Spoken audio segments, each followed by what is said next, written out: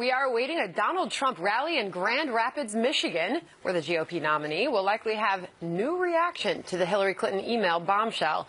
This as the FBI now has a warrant to examine thousands of emails connected to top Clinton aide Huma Abedin.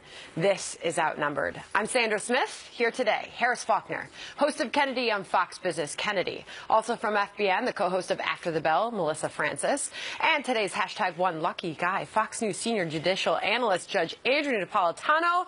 And he is outnumbered. Judge, I wish we had more for you to laugh about today. Unfortunately, it's dreadfully serious stuff. I will try and take it with a little bit of a grain of salt, but it's very serious. And here we go. Let's begin. As we await Donald Trump to take the stage in Michigan, the bombshell rocking the Clinton campaign just 8 days before the November 8th election.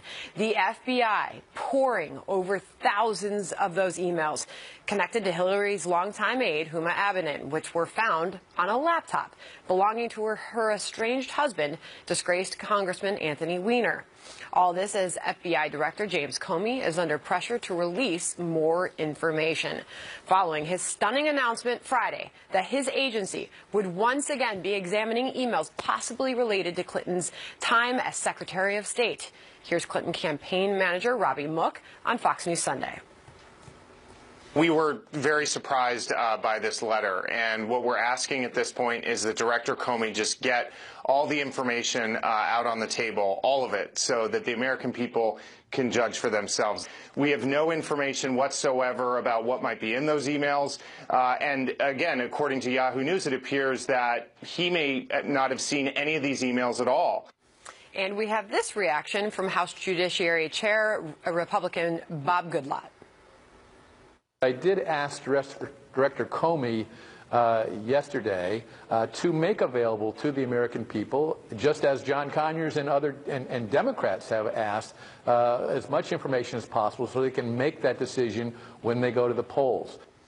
Chief Intelligence Correspondent Catherine Herridge has more from Washington. Catherine. Well, Sandra, a government source confirms to Fox News that metadata on Anthony Weiner's computer showed positive hits for Clinton emails as well as government records from the State Department. Metadata is like the address on a letter. You know who it's to and who it's from, but you don't know the content. A separate intelligence source said based on the metadata, it does appear a virtual certainty that new Clinton records are on the computer and likely contain classified information. The warrant will now allow investigators to move beyond the metadata to search Anthony Weiner's computer and to read the content of those emails. A source close to Weiner's legal team tells Fox's Brett Baer that it seems the laptop was used to back up his estranged wife's smartphone contacts, and in the process, it also backed up all of her emails as well, probably ending 3 to 4 years ago, but still covering the critical time period when Huma Abedin was at the State Department with then Secretary of State Hillary Clinton. On special report last night, the Republican chairman of the Benghazi Select Committee, whose investigators first uncovered Clinton's personal account, said the director is being unfairly targeted by Democrats.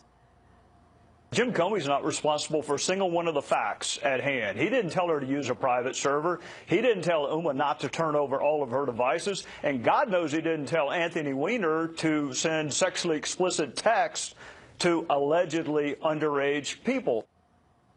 As part of its ongoing reporting, Fox News was first to report in January the FBI email case had expanded to public corruption and whether the intersection of the Clinton Foundation's work and government contracts amounted to pay to play.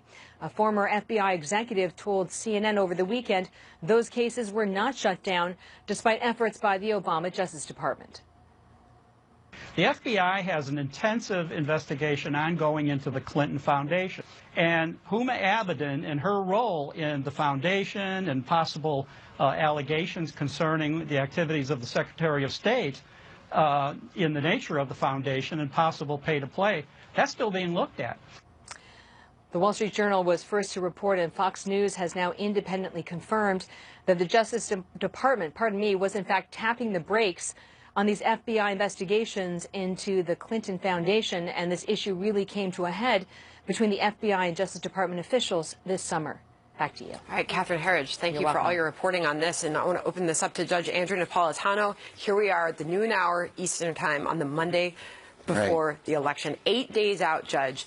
Give us an idea of what it looks like inside the FBI right now, that they have this warrant to go over these thousands of emails.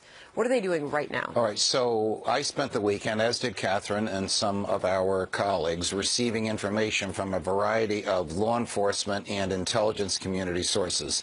When that information is corroborated, then we go with it. When it contradicts, then we investigate it further. But I have a pretty good idea, as does Catherine, whose work is superb, as you know. I have a pretty good idea of what's going on. The search warrant authorizing the FBI to get into and actually read the emails was not signed until last night. The application to induce the judge to sign the search warrant did not mention Hillary Clinton.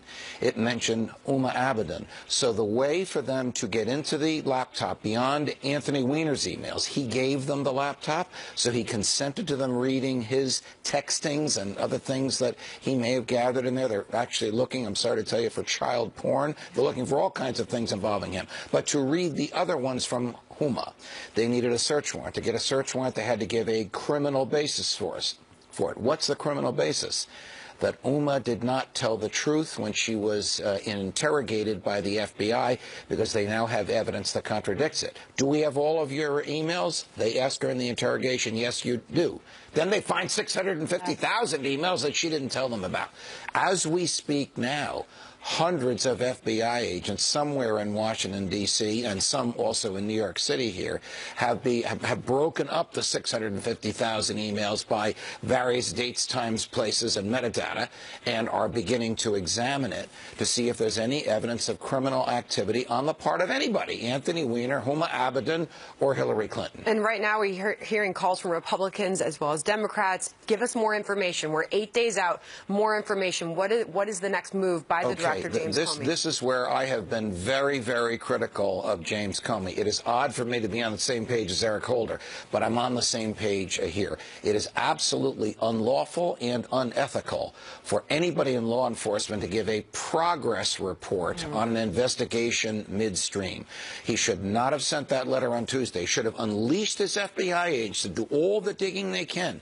And when he finds evidence of a crime, he ships it to the Justice Department, and they decide that it should go to a grand jury. For him to comply with what Republicans and Democrats want would be another violation of the law, because this is evidence of criminal behavior. He can't reveal it midstream. Right. So what you're talking about is the Hatch Act, which prohibits the FBI official authorities getting involved in anything this close to an election. That's how I understand it. That's part of it. That's what Senator Harry Reid says is the crime that James Comey has committed. Harry Reid, again, is off the wall. This is not a Hatch Act violation. The Hatch Act is a federal statute that applies to all federal employees except the president and the vice president, that prohibits them from using federal assets, federal time, or the aura of their office to campaign, not to make a law enforcement decision that has an effect on a campaign, but actually to campaign. This is not a Hatch Act violation. The violation is a regulation that prohibits making announcements about somebody whose name is on a ballot within 60 days of the ballot, and due process. How unfair is it to Mrs. Clinton? She has constitutional rights like the rest of us. We have something on you. We can't tell you what it is. Reid's move goes nowhere. Can I point out something that Catherine Harris said that was really interesting and really important? She said that Huma Abedin was backing up her phone to this laptop. And other devices. Multiple times. I mean, to me, that means, first of all, she knew what she was doing. She knew that all the emails were there. So when she said that she didn't have them any longer, or she didn't have a relevant device at home, that was for sure a lie, because backing up your phone to your laptop is an active thing. It also means that those are all those deleted emails, those 33,000 emails that everybody's looking for. If she was backing up her entire device to her laptop, then she has all of them, and she knows she has all of them. But she also admitted under questioning that she never deleted a thing. And, you know, I don't know if she's as guilty as that.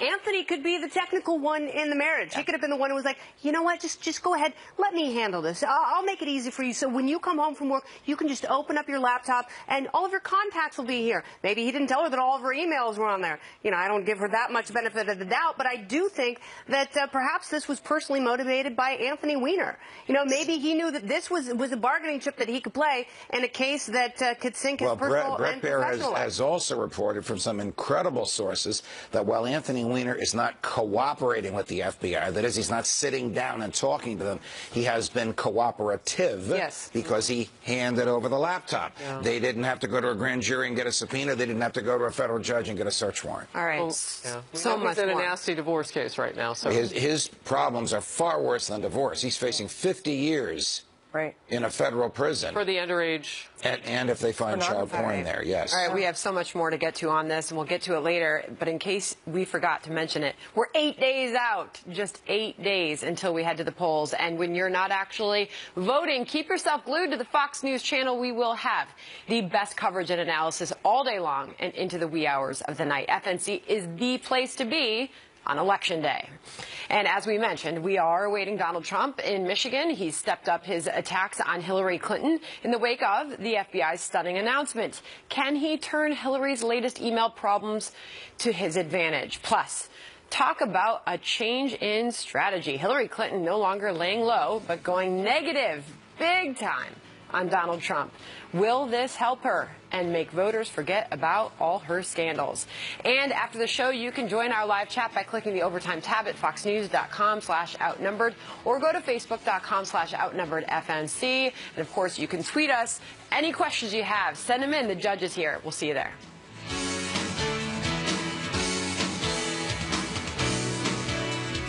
Seizing on the FBI's renewed investigation into Hillary Clinton's email server to help boost his campaign, some calling it a gift. At rallies over the weekend, he slammed what he calls Hillary Clinton's latest bombshell of corruption. Now the FBI has found, you're not going to believe this one, this just happened, another 650,000 emails.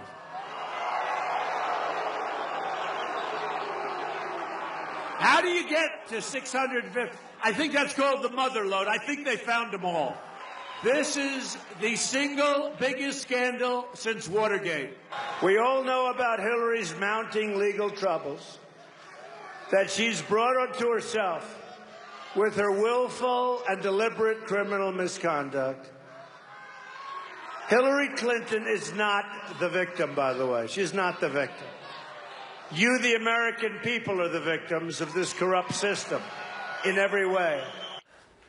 But even with Trump hammering away at this issue, his campaign manager says the email revelations will not be the main focus of their campaign in the final stretch. Watch. We have a couple of different paths to 270, and we'll just continue pursuing them this week. We're also talking about Obamacare. People are opening up their mailboxes, clicking onto their computers, and seeing their premiums are rising out of control. We're talking about ISIS, job creation, and certainly ethics, but we don't plan on making the Comey investigation, the main centerpiece of our messaging. Mr. Trump will continue to talk about what he's talked about all along. All right. Okay, so we're going to talk about the damage that he can do to her by using this. New polling shows that 34% of likely Hillary Clinton voters see less likely that they would vote for her because of this. That seems to be something to talk about. You know, I think his goal needs to be the undecideds, because this information over the weekend, and I'm parroting now Larry Sabato of the University of Virginia, knows far more about this than I do, will actually drive Democrats to vote for Hillary who thought she was going to win anyway. They'll now come to the belief, well, she needs every vote she can get. It will drive some wavering Republicans to vote for him because now they have even more antipathy towards Mrs. Clinton. So Kellyanne Conway may be onto something, that the undecideds are more interested in the different presidencies the two would have, rather than her emails about which they've heard enough. At least that's the way I understood Kellyanne. I mean, clearly this is an opportunity for him to grab all the positive headlines, and every headline about her right now is speculation over what the FBI found or is finding in those emails. Isn't this an opportunity for him to just take that high road and just hammer in on his messages? Yes. Now, in fairness to her, those 650,000, we talked about this, are unlikely to be all hers. So even though we said to the crowd they found 650,000, they're not all Mrs. What if 6,500 are? What if 1% of those emails, either have classified information or they are directly pertaining to Secretary of State, something that she should have turned over. This brings us back to July 5. Jim Comey's press conference. She didn't commit a crime. She was not grossly negligent, the standard under the statute. She was reckless. Recklessness is like Hillary Clinton, right. That's the mistake that he made at that time, which I think he's now trying to collect. The mountain of evidence sufficient to indict, prosecute, and convict on July 5 was overwhelming. He's discounted it.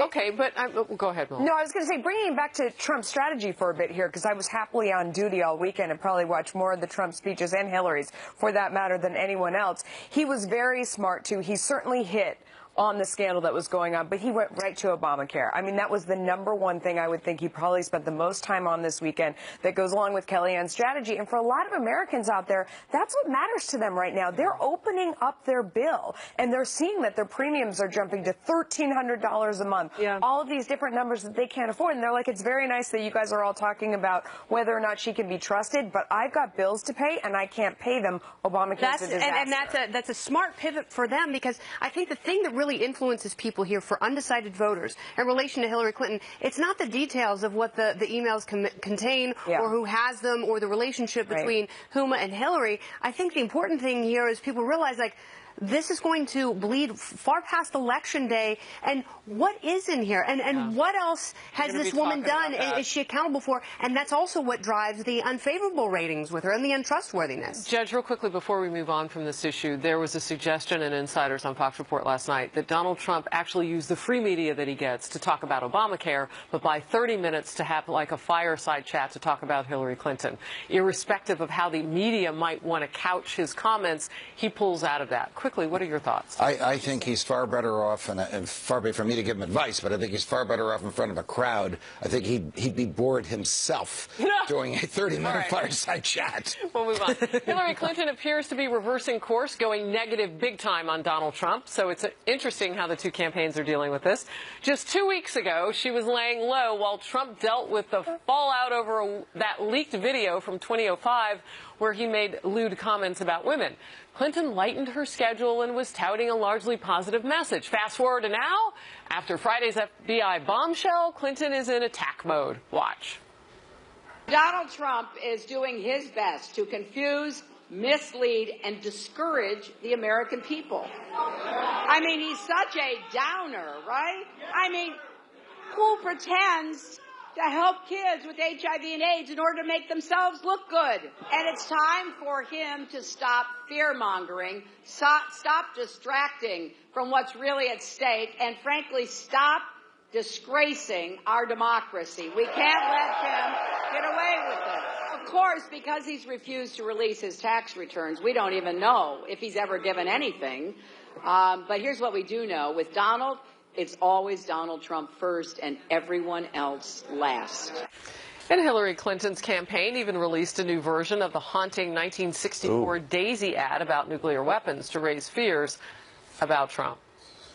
It's going negative. Is this in bounds, that ad? I heard you make a noise. I sighed because I'm probably the only one on this couch old enough to remember that ad. But we study history. As a fierce supporter then and still lover of the great Senator Barry Goldwater, it pained me then, it pains me now, but it was profoundly effective. It terrified the American public, all but the hardcore conservative Republicans, which were fewer in those days, and Lyndon Johnson won in a landslide. Is it fair? I mean, at this point, is it in bounds?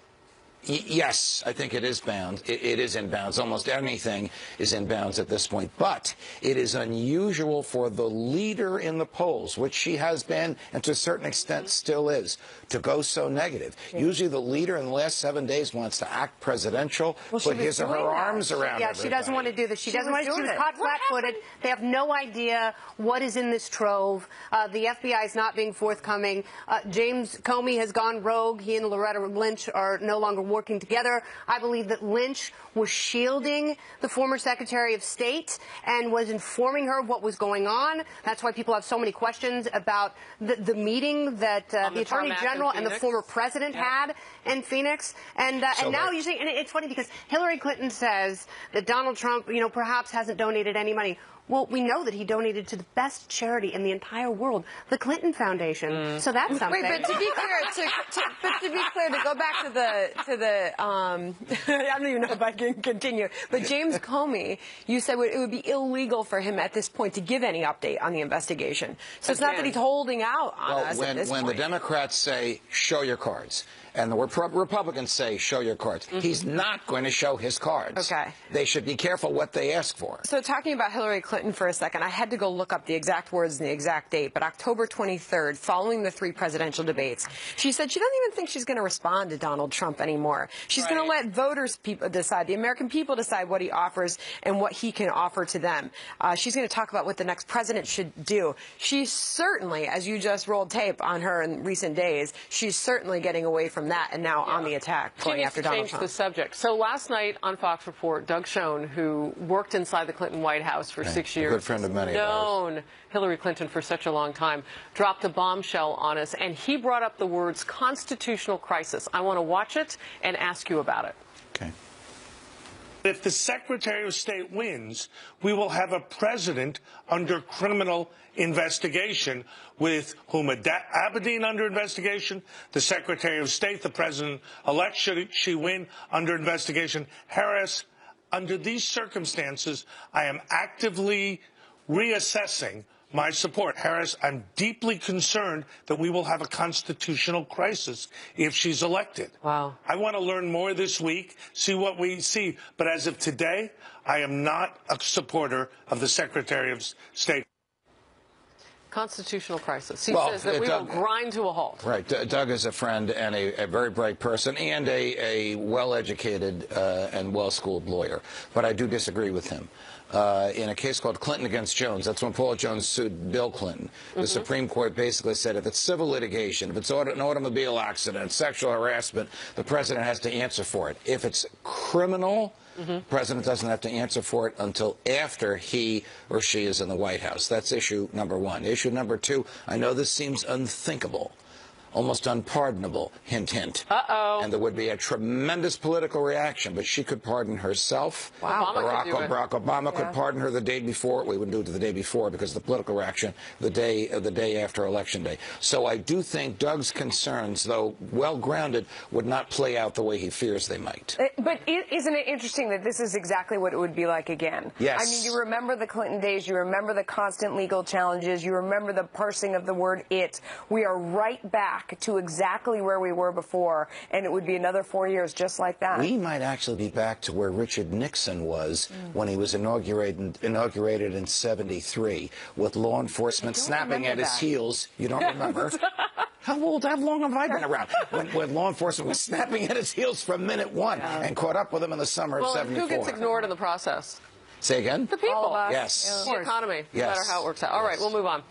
It is on. Hillary Clinton and her team also in attack mode against FBI Director James Comey after he said his agency took another look at Clinton's email scandal. Whether this is a good strategy to go after Comey, too, or could it backfire?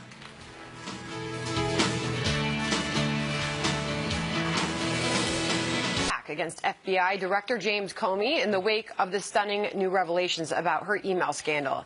At a rally in the battleground state of Florida, the Democratic nominee appearing to suggest that Director Comey is trying to influence the election. Watch.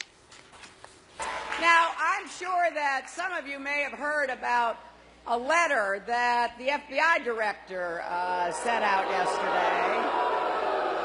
yesterday. It's pretty strange to put something like that out with such little information right before an election. In fact, it's not just strange, it's unprecedented, and it is deeply troubling because voters deserve to get full and complete facts. Also, Clinton's camp posting a defiant online video where her press secretary, Brian Fallon, slams the FBI chief and says this entire thing is overblown. More concern it has created about Director Comey's actions.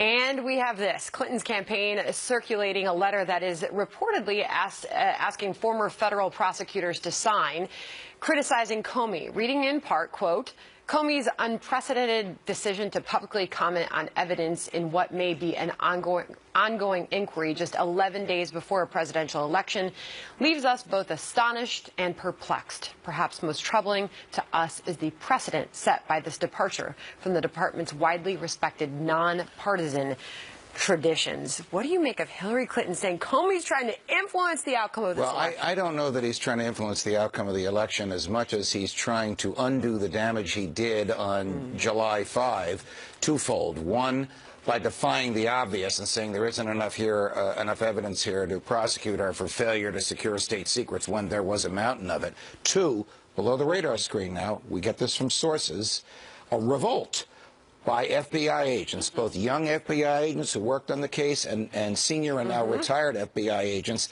that he didn't do the right thing and made the agency look wrong. Now, in his efforts to reverse this or temper it, he's created, in my view, even more of a mess. I will tell you, I was asked to sign that letter. I did not, because it's my job to work on television.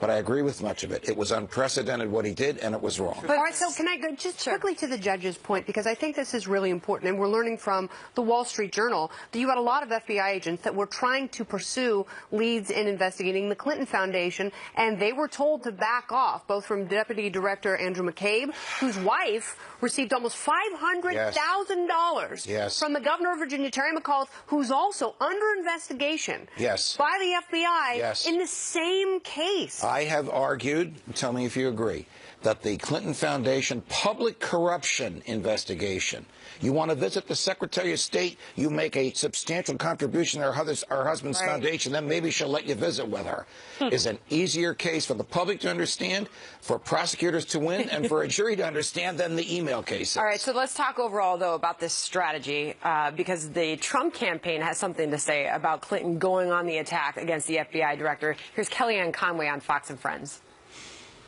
No, it's a terrible strategy to basically go on a full-on assault on the FBI director, calling him out and telling him to put everything out on the table. Hillary Clinton can do that today. She just has to call her friend and confidant, Uma Abedin, and say, tell us what's in the email. Tell us what's on the devices that you shared with your pedophile husband who's sexting a 15-year-old girl in North Carolina, which is how we got back to this place in the first instance. I think it's a terrible strategy, but it's very much the strategy of Hillary Clinton throughout her career, which is to shoot the messenger, attack the person who's calling to question your veracity, your fitness for office. But it's not a good look for them. Not a good look for them, Melissa. Harry Reid was somebody that they sent out to go on the attack against Comey. In the past, Harry Reid said no one can question the integrity or the competence, talking there about James Comey. Nancy Pelosi, another one out there who was fitting him with a spike and was ready to grill him and roast him, said this is a great man. We are privileged in our country to have him be the director of the FBI. Tim Kaine, the wonderful and tough career public servant Jim Comey, he is somebody with the highest standards of integrity. The tables turn, and they turn again. Last time around, the Trump campaign, same thing. They were roasting him. Now they say he's great.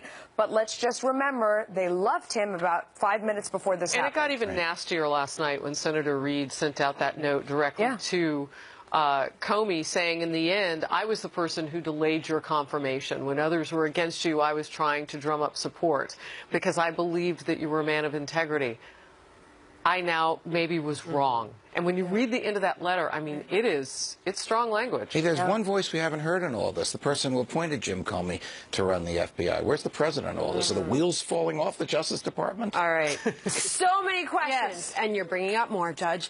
She's one of Hillary Clinton's closest aides and confidants, but now Huma Abedin is off the trail, and she could be in some serious legal trouble amid the latest email drama surrounding her boss. Could Huma face criminal charges? And should she step down from the Hillary Clinton campaign?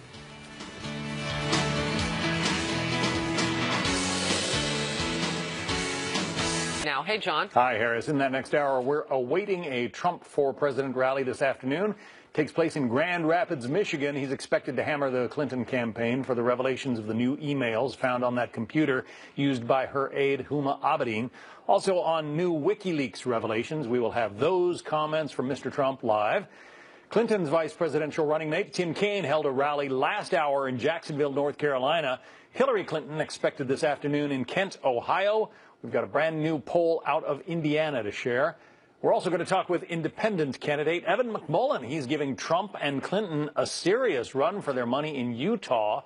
Could he win that traditionally Republican state? It's all ahead, happening now. We look forward to all of it. Thank you. Thanks. The Clinton email bombshell marking the 6th October surprise of this campaign. The month started with the revelation that Donald Trump could have avoided paying taxes for 18 years.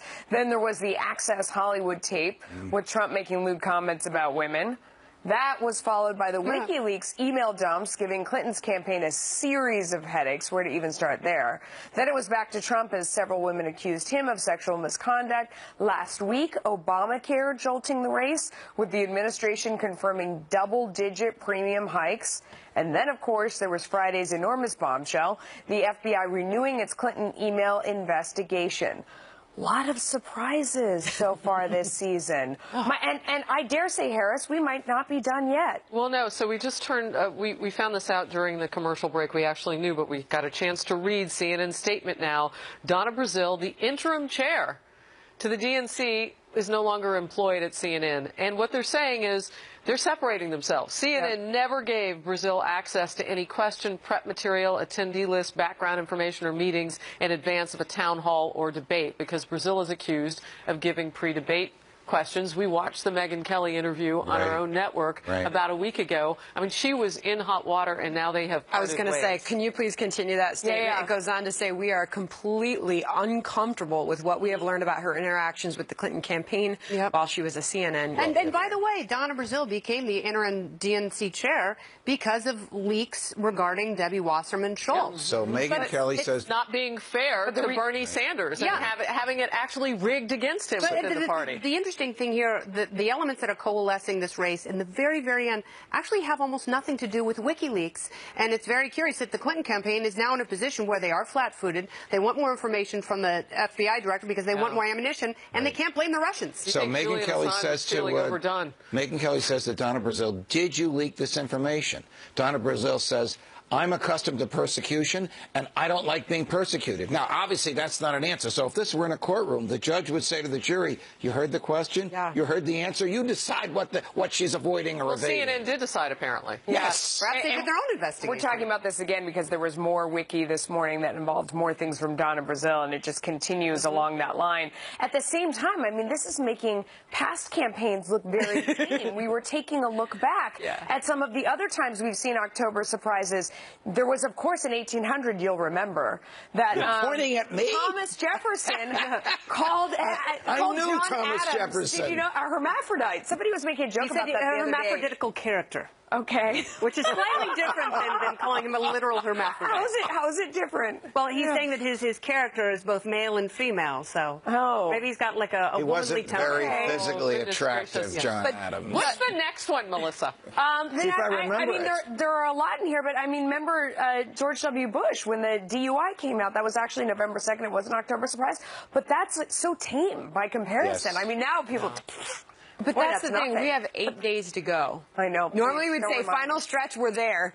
But so much can still happen, Judge. What do you think the odds are? Another surprise? Oh, absolutely. We just had one. Another surprise? Melissa, one more? Could we see a situation by the end of the day that Donna Brazile would actually leave that chairperson job open again at the DNC? You think not? We'll see. I think not, but we'll see. All right, more Outnumbered in just a moment.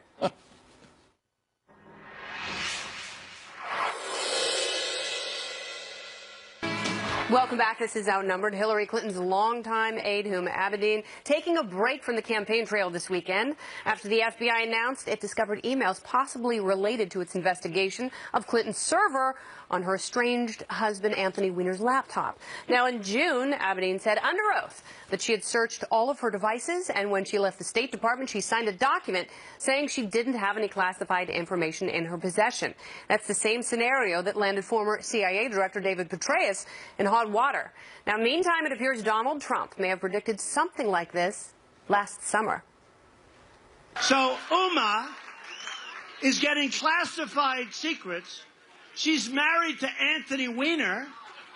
who's a perv. So she's married to Anthony Weiner. Do you think there's even a 5% chance that she's not telling Anthony Weiner, now of a public relations firm, what the hell is coming across? Right. Lord only knows what he's reading on that laptop. And still no sign of him on the campaign trail today. Now, here's video from this morning of Clinton boarding her campaign plane, heading to Ohio. So, Judge, let's discuss this a little bit. So, you know, we bring up General Petraeus and the crime that he was charged with. How is this any different from, you know, the mathematical probability that Huma Abedin has classified information on that laptop? Far worse than what General Petraeus was charged with and for which he pleaded guilty. General Petraeus' matters were all in loose leafs in his guarded and protected home. He was the director of the CIA.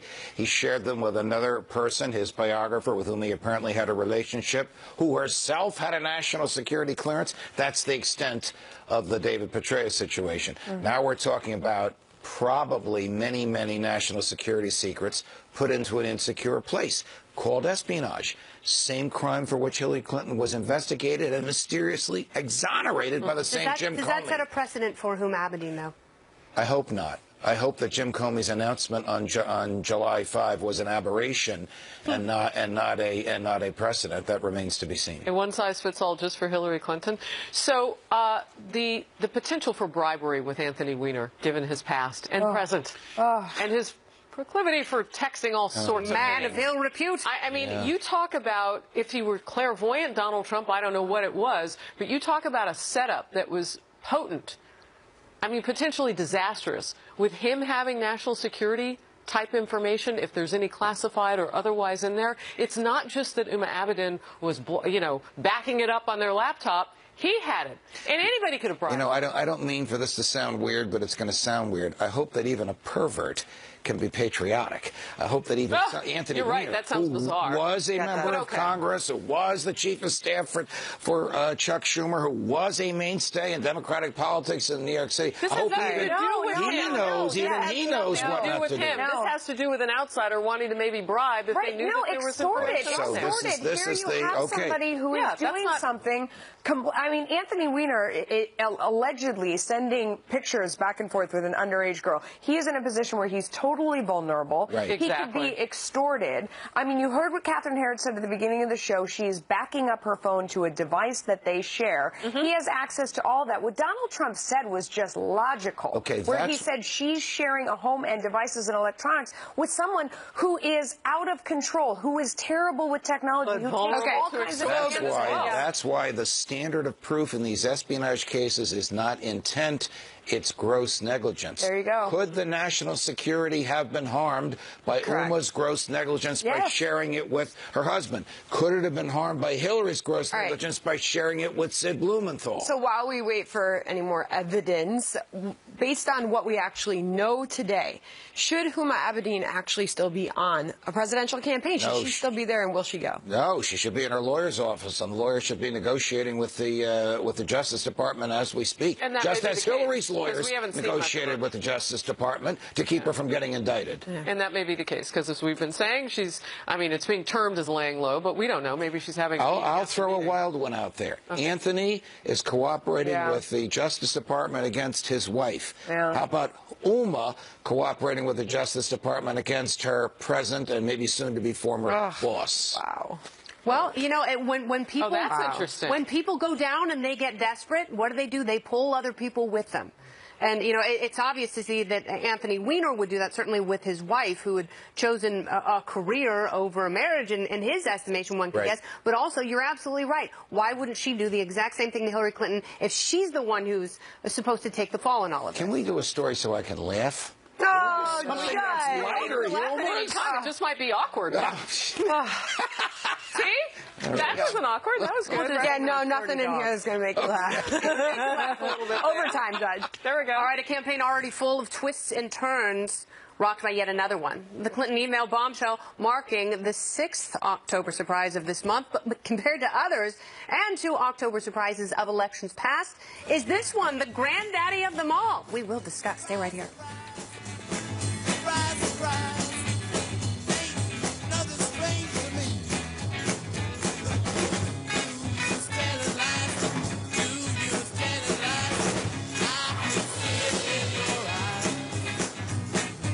630-8900. What a day it has been. Election day is right around the corner, and we want you to spend the entire day right here. So go out and vote. And then if you haven't yet, then stick around, watch the Fox News channel. We'll have all the updates that you need here. We'll have the very best coverage and analysis all day and all night on November 8th. Judge Andrew Napolitano, it is always good to have you, sir. Oh, it's such a great assignment. Thanks for having me. In your words, it goes by too fast. Why does it go by so quickly? Facebook Live is standing by for us to start, and our live chat is on fire. And thanks for helping us trend on Twitter right now. Hashtag Outnumbered. Join the conversation. We're going to keep it right here for Outnumbered Overtime on the web. Find us on Facebook at facebook.com/outnumberedfnc. We're back on TV tomorrow at noon Eastern. Thank you for joining us. Happening Now starts